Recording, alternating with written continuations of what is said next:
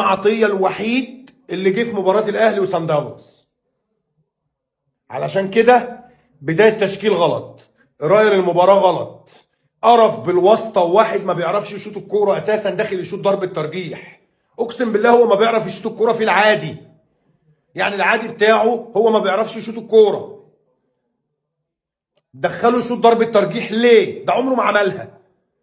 وفي مباراة زي دي احب اقول لك حاجه يا حبيبي المستمع الاهلاوي الكريم، الاهلي رسميا بره افريقيا.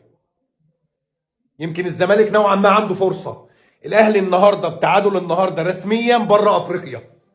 انت كان املك الوحيد النهارده انك تكسب سان داونز وتكسب باقي الماتشين اللي فاضلين لك على ارضك، الهلال والقطن، 9 بونت دول، وتقدر تكسب القطن هناك، يبقى المجموعه كلها 12 بونت. انت تعادلت على ارضك مع سان داونز، ضيعت نقطتين، وهتروح تخسر في سان داونز، مش هتكسب الفرقه دي هناك. فانت ليه تحرق في دمنا؟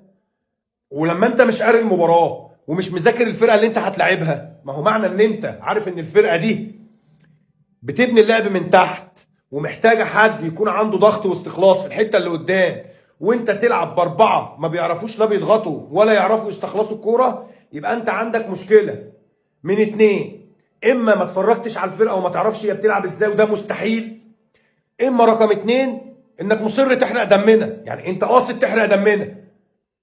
بيرسي تاو مين؟ بيرسي تاو مين؟